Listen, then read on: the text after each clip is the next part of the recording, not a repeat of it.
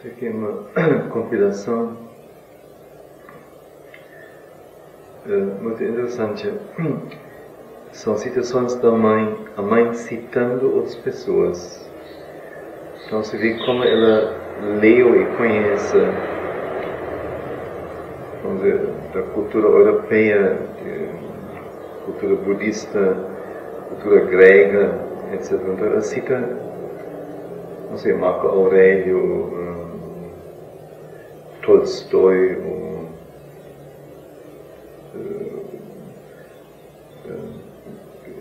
escrituras egípcias, coisas desse tipo, Ramakrishna,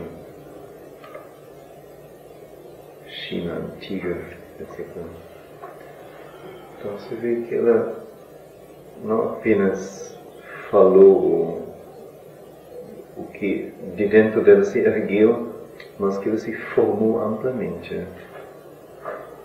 Que ela realmente buscou em tudo, primeiro, com certeza, não acho não mais, mas primeiramente. E depois só chegando, vamos dizer, à essência das coisas, então não precisava mais recorrer. Mas ainda no ashram, 35, bastante de tudo, 35.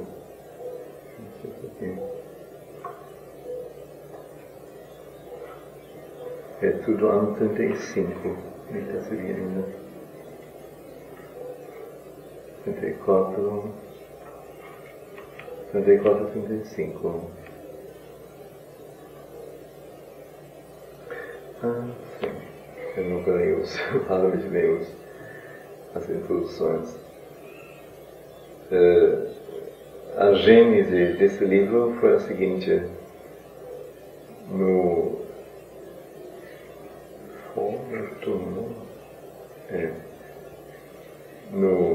fim do ano 34, um jovem pediu à mãe para ela escrever uma frase por dia para ele. E quando ela concordou com isso, ele apresentou a ela um livro de exercício para ela escrever dentro dele. E ela então preencheu uma página por dia e completou então o livro de exercícios no curso de 6 meses. Este livro, escrito à mão, está agora, 50 anos depois, sendo reproduzido para uma audiência maior. Então quer dizer, ela preencheu o livro totalmente, então aí terminou. Começou em 10 de 11 de 34, em 2 de 11 de 34 e terminou em 30 de 4 de 35. E tudo tem umas poucas coisas dela, bem poucas. Quase tudo é Chuang-Tze diz, Confúcio diz, Ramakrishna diz, Hermes diz, Patanjali diz, lemos no Upanishad, Lao-Tse diz, etc. Então, é interessante. Então hoje eu escolhi 2 aqui. Giordano Bruno diz. Quem é Giordano Bruno? Nunca ouvi nem falar. Pois é.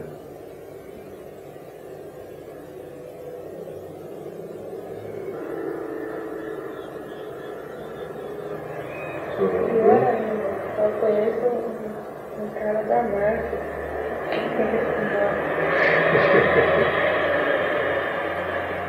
Não é este, com certeza. Mudando? Alguma coisa? Não é concreto, já ouvi falar, mas não estou assim. Luz.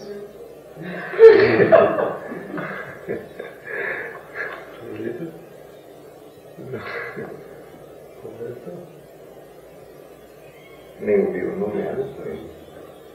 Não diferente da máfia. Eu não conheço muita coisa a respeito, não sei que nem sei mesmo a atividade que ele desenvolvia, mas parece que ele viveu no período da Renascença, aproximadamente, foi perseguido pela Inquisição, foi se queimado mesmo pela Inquisição. Mas eu não sei se ele era escritor ou o que é que ele desenvolvia. Eu confesso também que não sei exatamente isso. Primeiro, vivendo na Renascença, me parece que foi queimado mesmo pela Inquisição. Foi um astrônomo. Quer dizer, eu não sei o que ele descobriu, porque tem o Copérnicos, o Galileu Galilei e Giordano Bruno, são os três assim maiores. E os três foram perseguidos justamente pela Inquisição.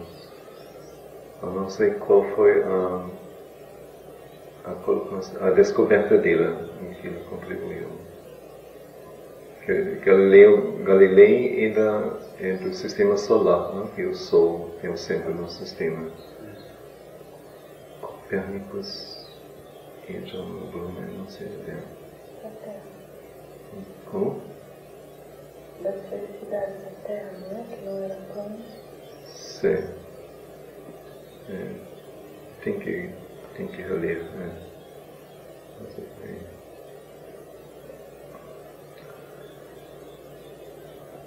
Então é interessante saber, assim, que também a Inquisição não pegou qualquer pessoa, mas que possivelmente isso foi realmente um destino para a própria pessoa,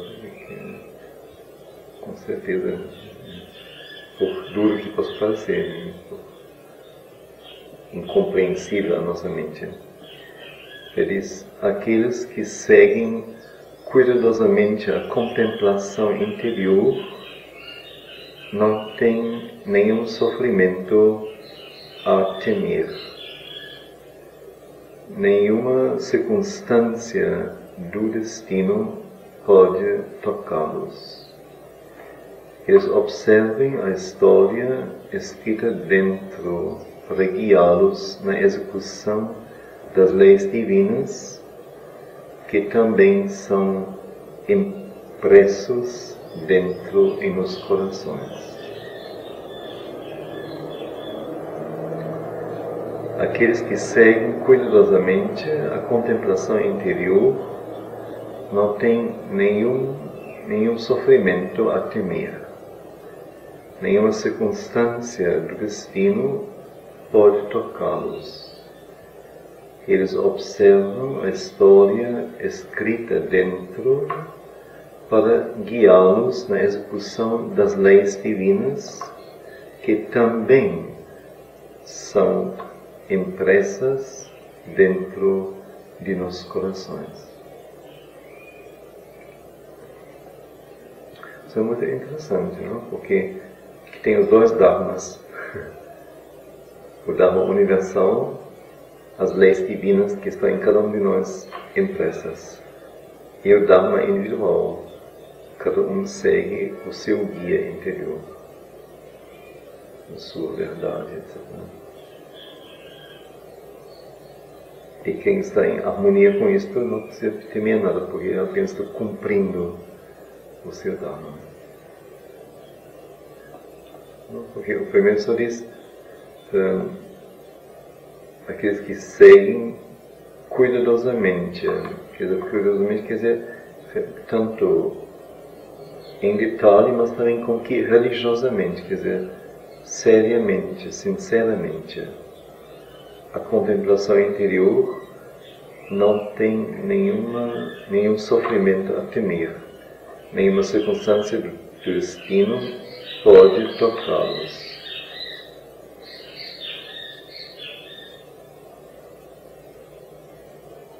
Quer dizer, estão protegidos pelo divino interior, o divino imanente. Né?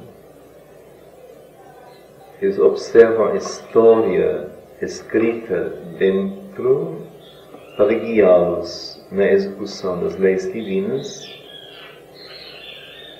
A história escrita dentro é a história individual de cada um de nós. Quer dizer, que forma ele dá a essa existência, não? A esta verdade dentro dele.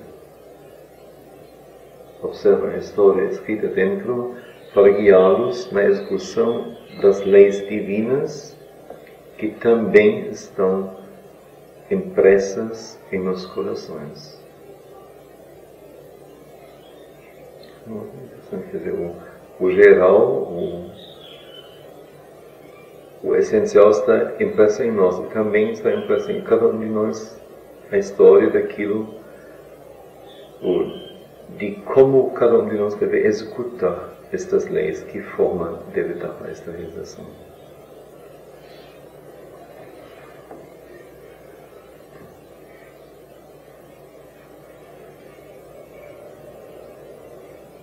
Marcos Aurelius. Quem é Marcos Aurelius? Aqui, além de um amigo no Rio? Quem é?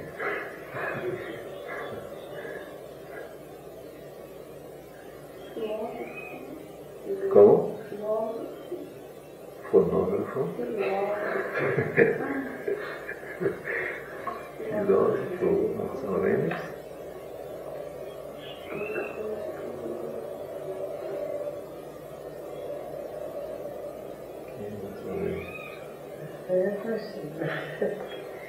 Acho que é do tempo de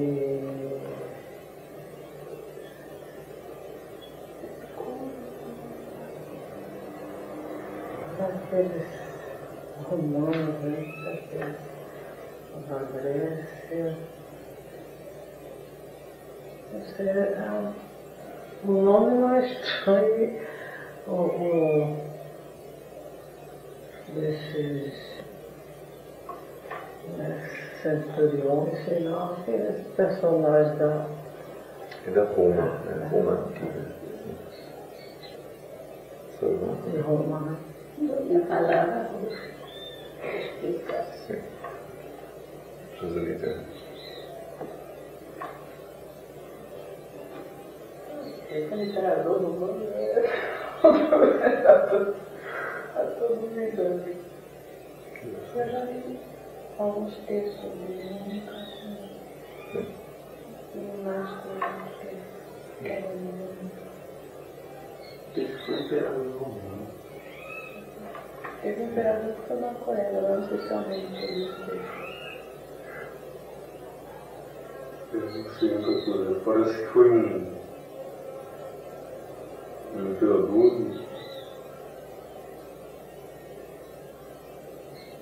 ser um destaque em termos assim, não sei se no período da expansão do Império Romano, na hegemonia do Império Romano, teve uma atuação destacada nesse sentido.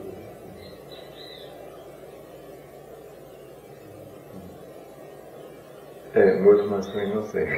É um imperador cujo nome ainda está destacado, nem sabe assim, o nome de outros imperadores da Roma Antiga, só dele mesmo. Existe aliás um busto dele, que se encontra em toda a arte às vezes, um retrato, uma escultura, um busto dele. Me parece que ele expandiu o Império da Roma ao Oriente Próximo, me parece. Não sei se é Constantinopla que ele uniu a Roma, alguma coisa nesse sentido. Quer dizer, ele fez um reino quase mundial na época.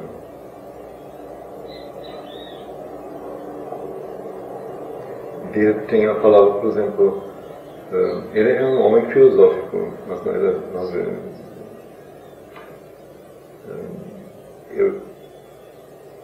eu tentei tudo, mas nada adiantou. Ou eu tive tudo, mas nada adiantou. Da mãe o cita, ele diz aqui: ó minha alma, serás tu um dia simples, uma, nua, mais visível do que o corpo que a envolve, o que te envolve. Ó minha alma, serás tu um dia simples, una, nua, mais visível do que o corpo que te envolve.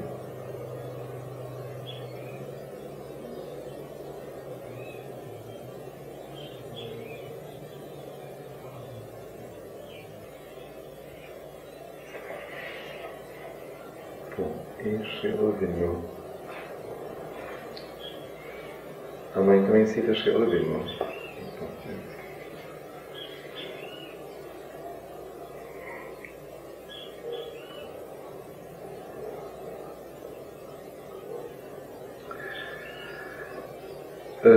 Aqui é sempre a mesma problemática, assim, em geral. Nós estamos acostumados a pensarmos sempre só em certos níveis. Não? A mãe ainda nos pega por causa da proximidade que ela tem, a simplicidade com que ela fala, mas ela fala me parece, nesse artigo sobre pensamento. Não? Nós publicamos em 2 anandas artigos sobre o pensamento. Eu fiz uma palestra disso depois. Durante algum tempo falei sobre isso. E ela diz que o que não seria assim, importante para nós seria termos pensamentos mais altos. Quer dizer, pensarmos num nível, numa dimensão mais alta e nos recusarmos mesmo a pensarmos em termos banais, vulgares, comuns, cotidianos, etc.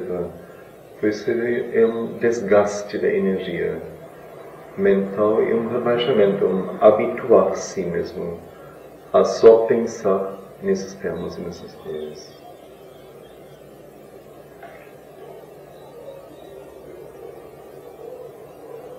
E vem essa história de Leonardo da Vinci, tem uma coruja presa e a águia vem e zomba dela e diz: tu fantasma da noite, agora está presa aqui, que carinha assim feia, e agora você pode ver como você se liberta, etc. Assim, esquinho feio, a águia. E a coruja olha para ele e diz: olhe lá, seu papel não é este. Você pode estar certo que você não vai ser bem sucedido nisto. E nesse momento ele, gesticulando com as asas, enquanto ele fala, ele fica preso. A árvore, os galhos estão. Se fez antigamente, se colocou cola em paus ou varas ou em galhos das árvores para prender as aves. Assim, as aves se prenderem lá e possam, então o pessoal pega a árvore, corta as asas ou mata a árvore. Então é nesse momento que ele fica preso lá na árvore e o camponês vem depois e o pega e corta as asas. Então assim com nossa capacidade de pensar, que quando ela vai muito no mesquinho e muito no pequeno, ela se perde.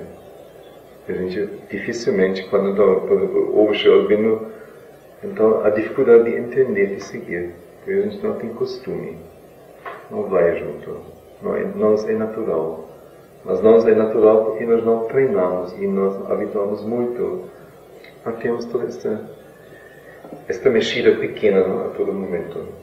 Eu não falo onde for necessário, quer dizer, que profissionalmente é necessário, praticamente é necessário, é óbvio. Mas mesmo isso pode ser visto de outra maneira.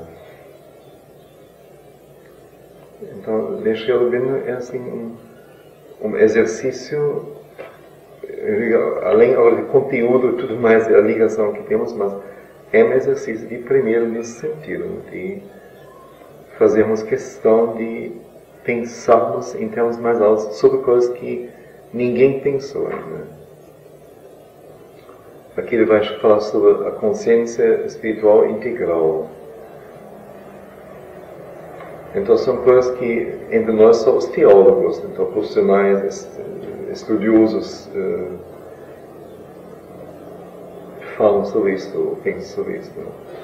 Enquanto é naturalmente uma coisa que cada um de nós deve e pode pensar.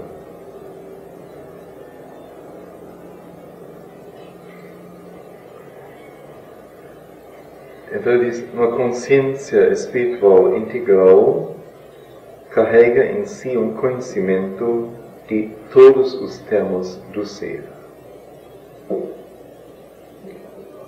Interliga os mais altos com os mais baixos através de todos os termos intermediários e alcança um todo indivisível.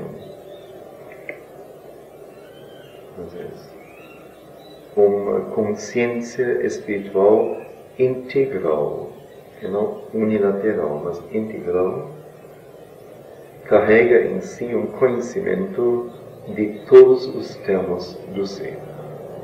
Todos os termos do ser, o que ele quer dizer? O que ele quer dizer com todos os termos do ser?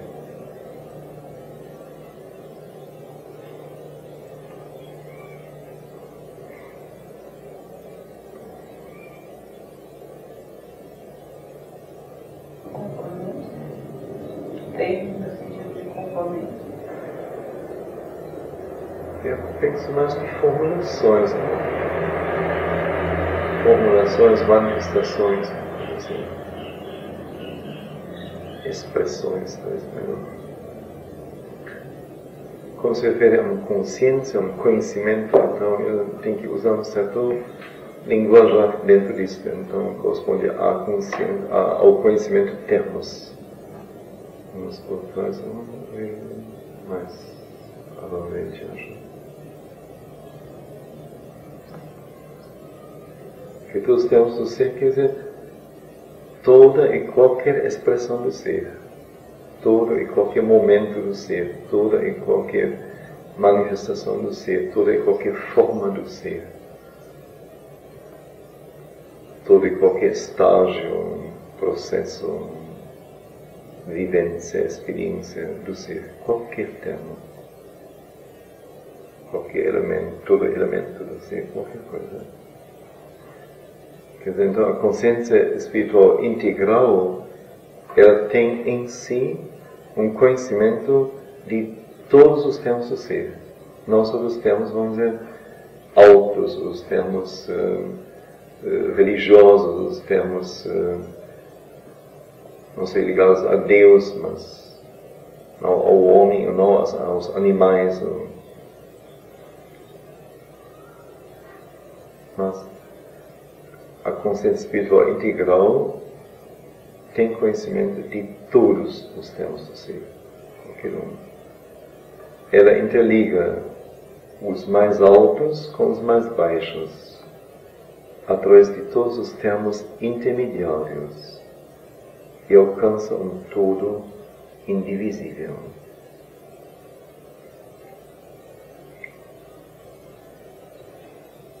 No cume mais alto das coisas, ela se abre à realidade. Ela se abre à realidade inefável, porque supraconsciente a todos, a não ser a sua própria autoconsciência do absoluto. Quer dizer, ela se abre no cume mais alto das coisas à realidade do absoluto. E tal realidade é inefável, porque é supraconsciente a todos os termos, exceto sua própria autoconsciência. Quer dizer, enquanto ele é consciente de si, o absoluto é consciente de si, ele não é supraconsciente, é semiconsciente de si. Mas em relação a todo o resto, é supraconsciente. E no termo mais baixo, no extremo mais baixo de nosso ser, esta consciência espiritual integral, percebe a inconsciência de que nossa evolução começou. Mas ao mesmo tempo, ela é consciente do uno e do todo auto-envolvido naquelas profundidades. Ela desvela a secreta consciência na inconsciência. Então, a extremidade mais baixa em nosso ser, ela percebe a inconsciência de que nossa evolução começou. Mas ao mesmo tempo que ela percebe a inconsciência, ela está consciente do uno e do todo auto-envolvido naquelas profundidades. E ela então desvela a secreta consciência na inconsciência. Interpretativa, revelatória, movendo-se entre os dois extremos, sua visão descobre a manifestação do uno no muito, ou do uno nos muitos. A identidade do infinito na disparidade das coisas finitas, a presença do eterno sem tempo no tempo eterno.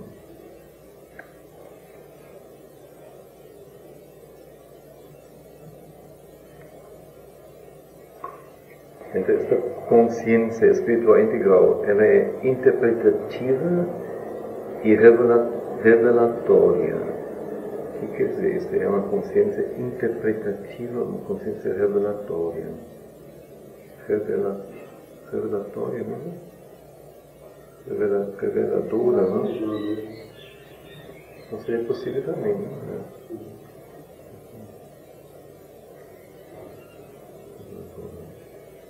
O que quer dizer isso? É uma consciência interpretativa reveladora.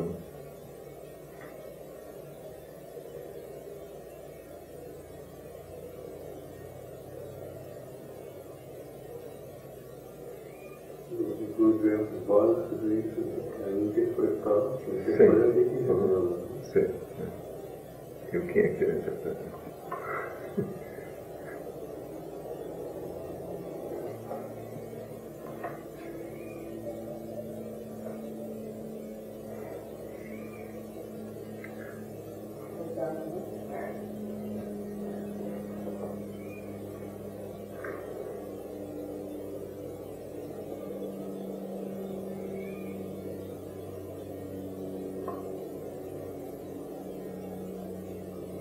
Só para evitar interpretações errôneas, ontem à noite, depois da aula, o Ricardo fez uma proposta de fazer leitura de manhã para que outros possam participar. Mas, para não haver interpretações errôneas também, para o lado do grupo, é fácil não ter avisado da noite.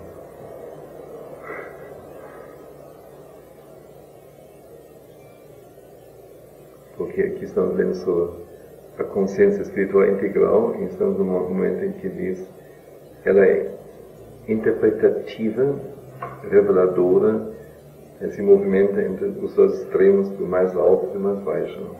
Então, estou perguntando por que ela é interpretativa, o que quer dizer isso. Então, Ricardo explicou, é aquilo que interpreta. Nós não chegamos a nada nisso.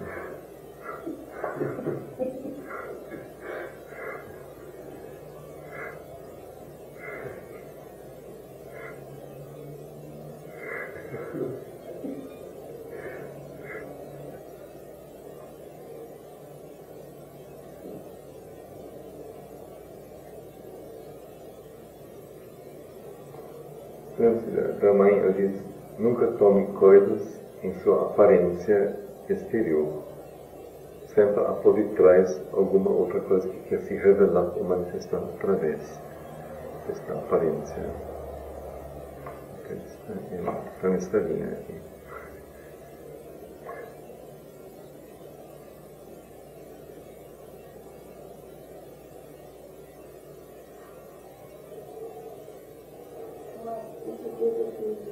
Ela vê a própria ação do divino na realidade.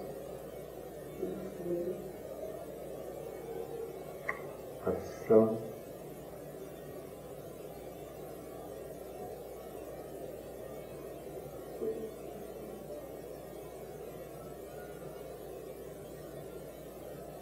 A primeira coisa não seria ação. É ação também, é movimento também. Mas é, antes de tudo, uma outra coisa.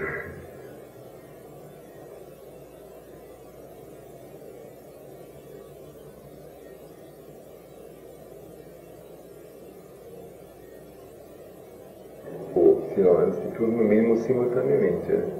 E como que mesmo, primeiramente.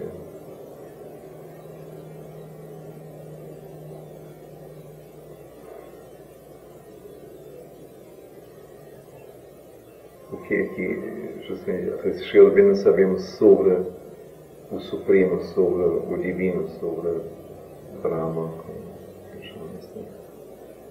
Ela mesma não é posição. Ele fala sempre de dois termos que simultaneamente ocorrem sem divisão alguma. Dois estados.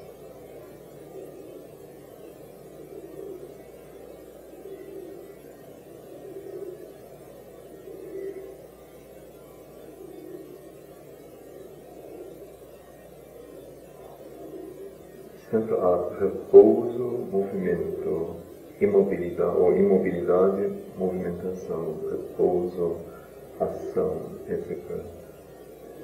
Potencialidade e manifestação simultaneamente, sempre. Uma coisa é a outra. Mas a primeira coisa é, com certeza, possivelmente a presença, simplesmente. Quer dizer, em cada coisa, o Divino, o Espírito, o Supremo presente. E cada coisa é Ele.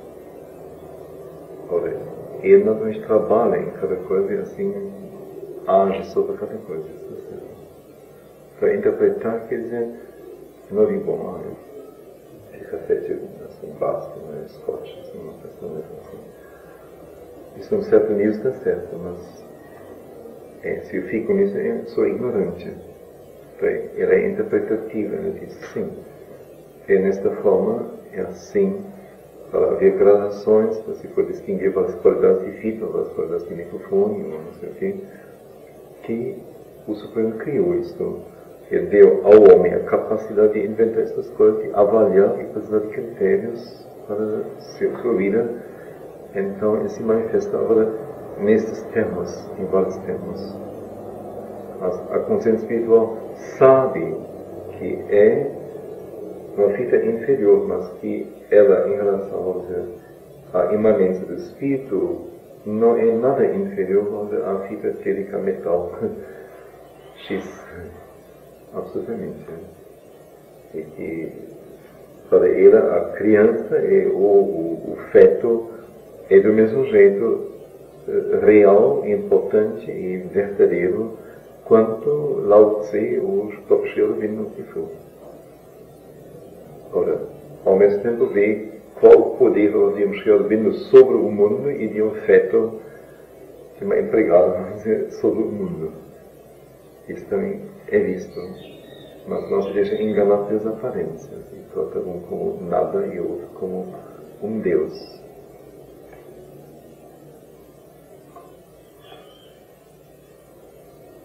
Então, é interpretativa nesse sentido, traduz tudo para a visão espiritual das coisas, para a visão da verdade. E ela é reveladora, então, quando este conhecimento espiritual integral age, revela estas coisas, não fica preso às classificações que o homem deu às coisas.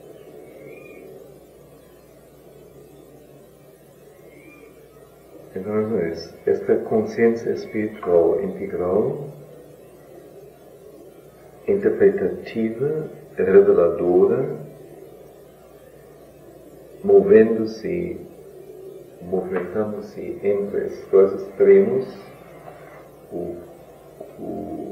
a realidade do absoluto, no cume do nosso ser, e a inconsciência na base do nosso ser.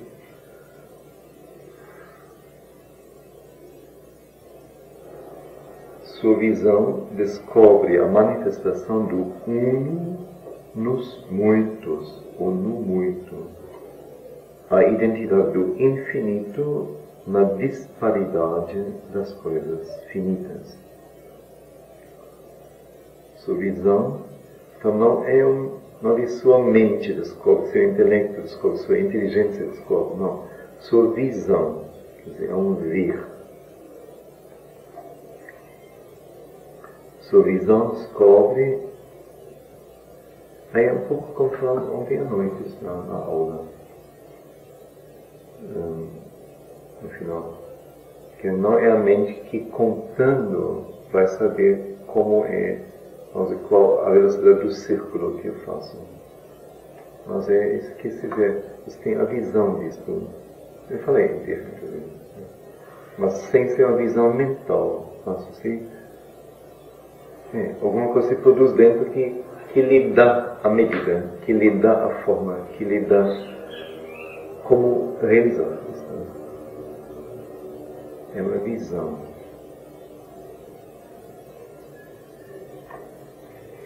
É um ver.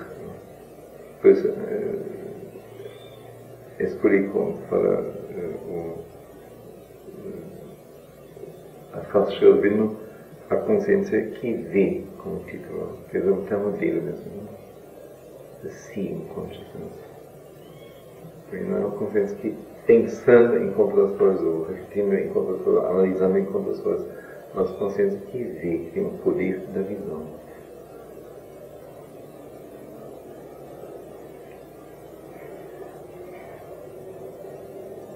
Então, a interpretativa, reveladora, movimentando-se entre esses dois extremos, sua visão descobre a manifestação do uno no muito, a identidade do infinito na disparidade das coisas finitas, a presença do eterno sem tempo, um tempo eterno.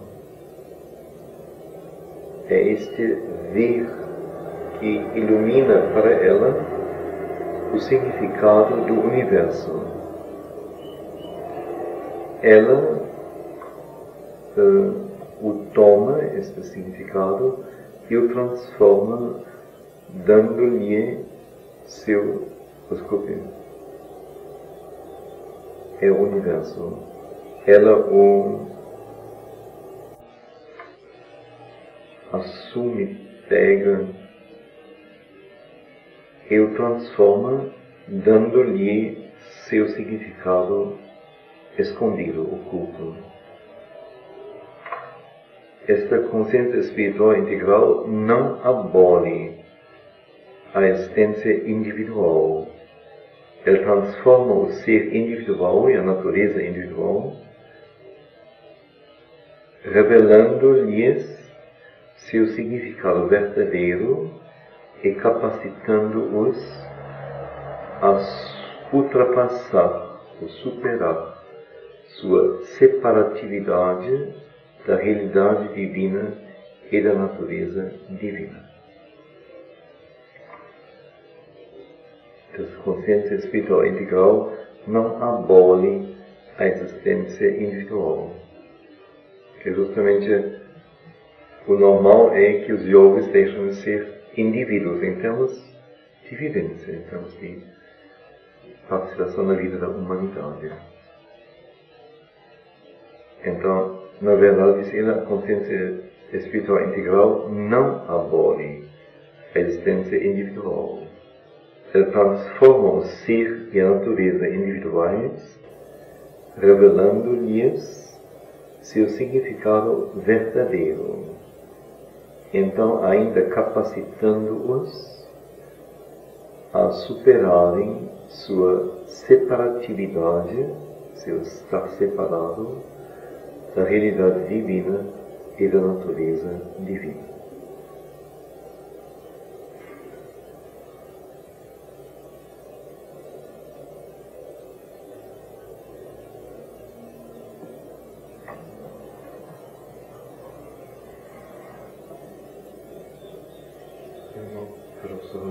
vamos supor que... Sim, parece não. Isso agora. Vamos estender mais um pouquinho.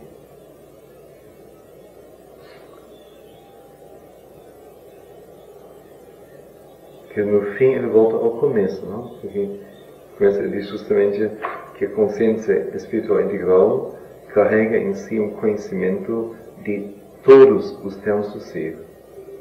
Então, um termo do ser é, vamos dizer, ser universo. Outro termo do ser é, termos assim bem básicos, outro termo é ser indivíduo.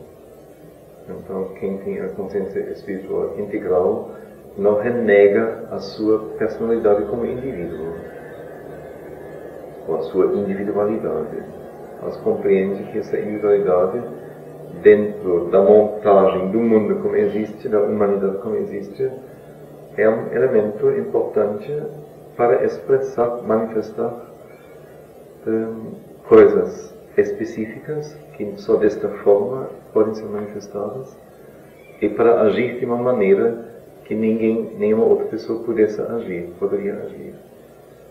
E assim podem ser um instrumento bem típico, bem exato.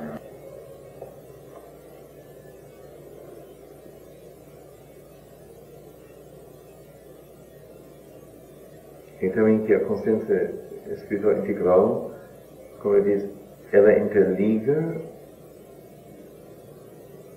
os termos mais altos com os mais baixos, através de todos os termos intermediários, e alcança um todo indivisível. Quer dizer, ele não vai optar só pelos termos mais altos, ou só pelos mais baixos, ou por intermediários, ou por um lá e outro cá, e tem depois 3 pedaços e não consegue juntar as coisas, tem que fazer uma costura, uma construção mental para que as coisas se encaixem. Mas para ela não existe nada que deve ser recusado, deve ser excluído. Mas todos os termos juntamente formam o todo indivisível. Então não existe feio, não existe ruim, não existe falso, não existe nada nesse sentido. Tudo é compreensível, tudo é perceptível dentro desse todo inteiro. Agora, o todo inteiro não seria... pergunta então. Esse todo indivisível é uma coisa, vamos dizer, fixa, estável, estática, ela é assim, ou é uma coisa dinâmica, evolutiva, em mudança? Em si, a gente ouve um todo indivisível com que a coisa se materializa mesmo, como se fosse uma coisa que não pode ser mudada nunca. E é assim mesmo. Mas como é?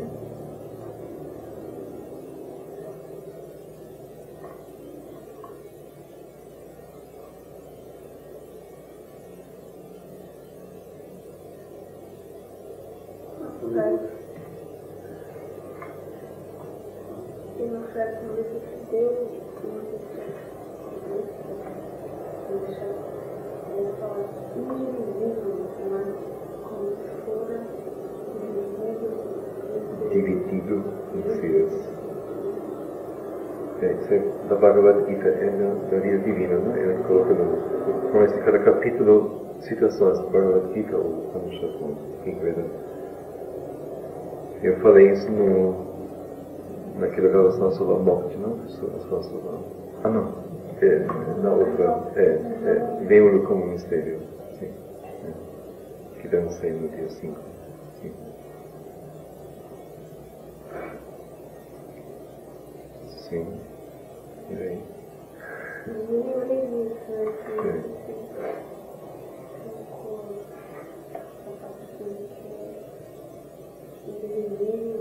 Mas não é uma coisa estática,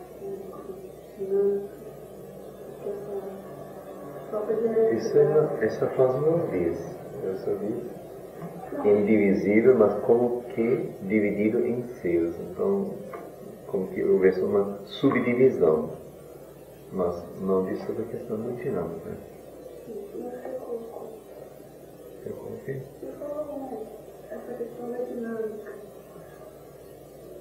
Sim.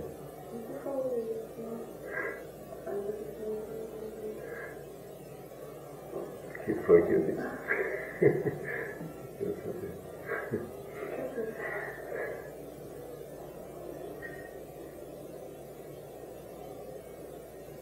Eu não preciso citar a mim mesmo para poder responder. Não?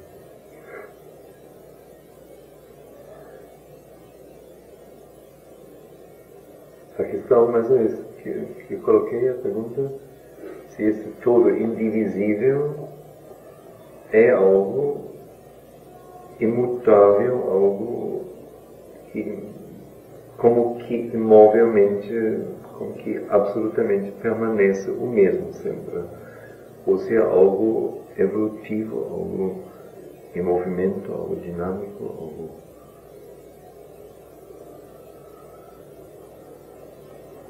A primeira imagem que vi foi falei até sugestionado pelo seu próprio gesto mesmo, mas o globo terrestre tem um todo, uma forma de portal, e no entanto na superfície dele, quer dizer, na sua superfície há um movimento constante, uma mudança constante. Os elementos entre si Quanto mais está por dentro, tanto mais duro, né? Não, eu falo em termos só de aparência, em termos de aparência só, das formações que... Na verdade é contrário, não? O globo terrestre. Quanto mais fora, tanto mais duro é. Quanto mais para dentro, tanto mais ele é força e líquido, o gás mesmo, que vem numa constante reformulação em si. Eu não... Só considerei a coisa como a imagem do todo, uma unidade dentro da qual eu falo assim, dentro dos limites, eu estou vendo a coisa apenas exteriormente. Só para ter como que uma ideia de ser um todo no qual houvesse uma dinâmica. Uma unidade. Vamos dizer, mesmo a super... Eu acho que é o contrário. A sua visão é muito externa, só me parece, não? Porque a superfície, é verdade que há um movimento, vocês pensem um pouco naquela frase que eu vi na superfície do oceano, sempre há um movimento alegre, quebrar-se das ondas, enquanto na profundidade sempre a calma existe. Mas acho que a imagem da Terra um pouco feliz para isso, porque aí é aquilo que ela fala, como que dividido em seres. Quer dizer, ela no fundo opera com elementos que são relativamente fixos, relativamente. Enquanto quanto mais para dentro nós vamos, tanto mais ela não tem mais nada de elementos fixos para isso. Mas ela supõe-se no seu centro e mais para dentro assim, inteiramente se formulando ainda, sem nenhuma formulação fixa, a não ser potencialmente.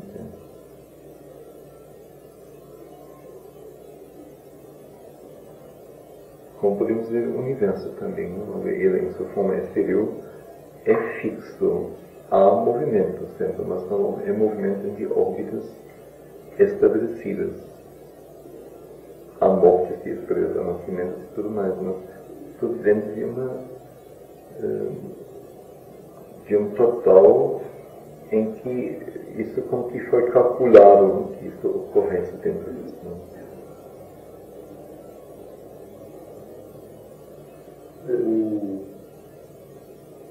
Quer dizer, mais uma vez, eu não como que entrei em consideração sobre a natureza da própria coisa. Eu queria apenas partir dessa imagem de um todo dentro do qual há uma troca, um movimento constante. Agora, depois eu me questionei se seria válida a própria imagem, na medida em que esse contorno permanece, basicamente o mesmo. E nessa totalidade, sentido mais amplo, eu não me perguntei se isso aconteceria, ou seja, se haveria essa delimitação, se o próprio contorno, a própria forma total também não estaria sujeito a movimento, a mudança. Sim. E invalida essa própria imagem. Foi a nossa percepção quando eu mostrei o vídeo, não? como a Terra está a todo momento sendo trabalhada e mudada, a areia tanto pelo vento nas dunas quanto pela água, não? Pelo mar. E comentei ainda como a todo momento a própria Terra está sendo remoldada, a gente não sabe, não? Vive assim um ambiente tão fixo, uma visão tão fixa das coisas. E nesse sentido.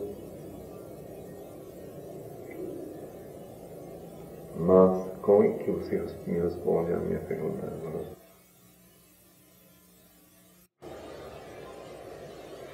O que me veio é que já nas mesmas unidades materiais, assim, relativamente rígidas, que há essa uma dinâmica interna, de coisas fixas e definidas. Então, a meu ver, a resposta seria que é um todo, mas no qual há dinâmica, no qual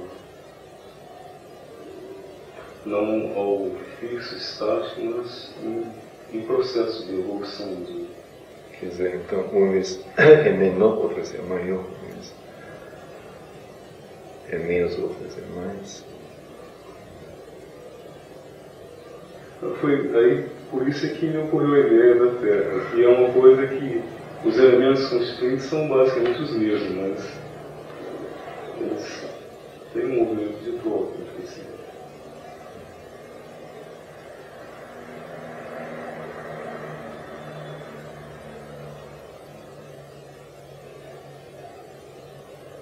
Eu penso que a imagem da Terra, eu penso assim, que falha, porque de fato, por exemplo, o número de pessoas que compõem a humanidade muda a cada momento.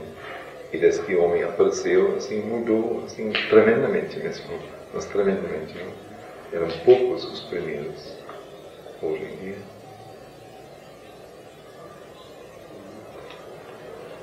Nesse sentido, não sei se a imagem é feliz realmente. Então, assim, o universo já não tanto parece, não? É uma outra questão.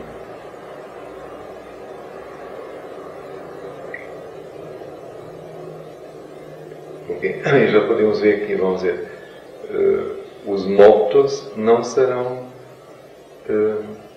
não diminuem a matéria cósmica, a vida cósmica, mas não, eles são o alimento, ou aquilo que fornece, o que promove vida numa outra forma. Ou vamos dizer, apenas a matéria se transforma ou transmuta, mas fica matéria, quer dizer, a soma do todo sempre é igual. Não há mais, não há menos. Mas as formas em que esta matéria ou a energia se formula, essas formas mudam a todo momento. Então isso é como que a quintessência mesmo a respeito do Divino Supremo, ele é nem um nem outro, ele é nem estático, estável, o mesmo sempre, só, nem só dinâmico, evolutivo, que isso é a toda hora diferente. Mas ele é as duas coisas simultaneamente. Quer dizer, o total, a soma toda, o todo é em si inalterável. Nada pode mudar isso. Ele nunca é menor, nunca é maior. Mas, simultaneamente, ele não é, por isso, fixo, preso a formas desta manifestação sua, desta existência sua. Mas ela, a todo momento, se manifesta diferentemente. Ela evolui, ela muda, ela é um nada, ela é um todo. Ela é, a cada momento, diferente. Mas a questão é a simultaneidade dos dois estados. É alguma substância que ultrapassa essa percepção que a gente tem de substância, né? Porque vamos dizer, a matéria como nós a conhecemos é apenas um termo da substância, quer dizer, uma formulação dela. E só em condições bem específicas, bem particulares. Quando nós vivemos nisto, então nos parece como que a mais óbvia, a mais real, não sei, a que deve dar sempre o critério, enquanto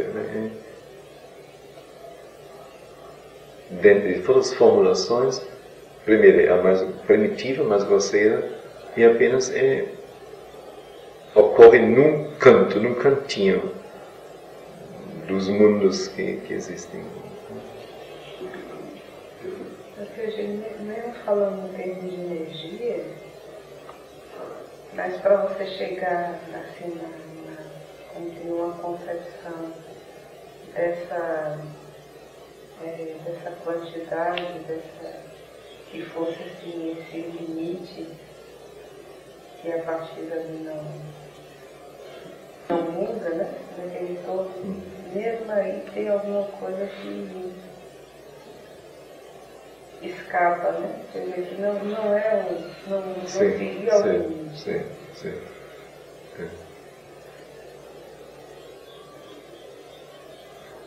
Na hora que você define esse estado, né? Tem alguma coisa que... Sim.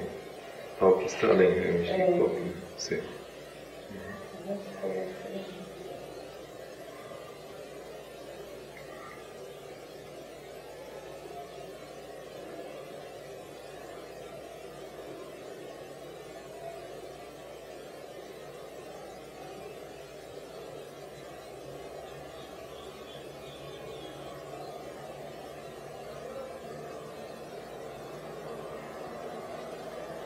A gente sabe o que é, porque sabe que nada existe fora dele. Né? Mas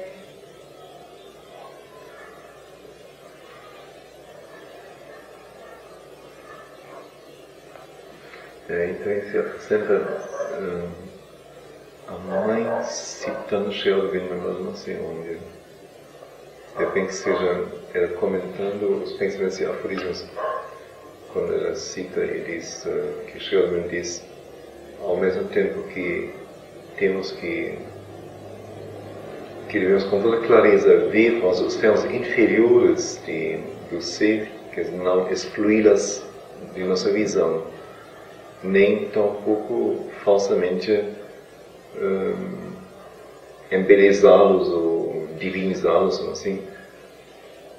Enquanto vemos então nuamente as coisas como são, e justamente as coisas feias ou sofredoras ou partidas ou ruins, devemos, e nelas amamos ao divino que está nelas e de que são formulações e manifestações, devemos ao mesmo tempo procurar curá-las ou evoluí-las ou ajudá-las para que possam se transformar numa manifestação mais digna daquilo que está nelas. Esse é o nosso papel, que não é ver e denunciar, ou bater, ou recusar, ou rejeitar, ou dizer que é feio, ou não presta, ou sabe a mesma coisa, assim. Mas ver como agora fazer com que o divino que está em cada coisa, nelas também, possa agir nesse sentido de transformar a forma ainda imperfeita, ainda enganadora, ainda presa à ignorância, por assim dizer, e fazer com que ela possa deixar transparecer mais da divindade que está nela. Isso seria como que o nosso papel. Com o papel de um bom educador, né? que sabe que na criança há o grande potencial e a grandeza que há em cada criança que deseja desabrochar.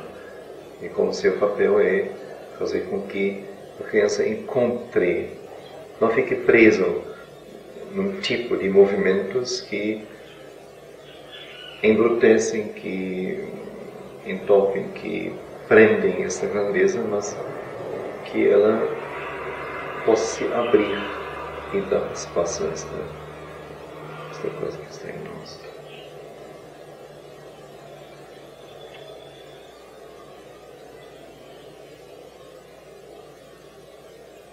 E aí também toda a dubiedade, a ambiguidade de toda a moral, né? Que julga uma coisa e com isso a condena e aprende. Quando o seu papel é esta libertação gradativa, esta ajuda dada.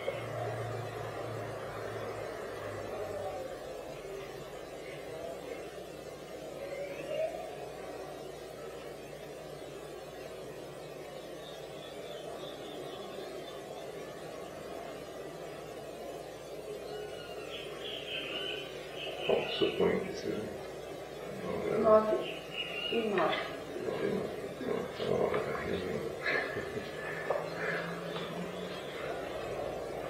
A missão da vida.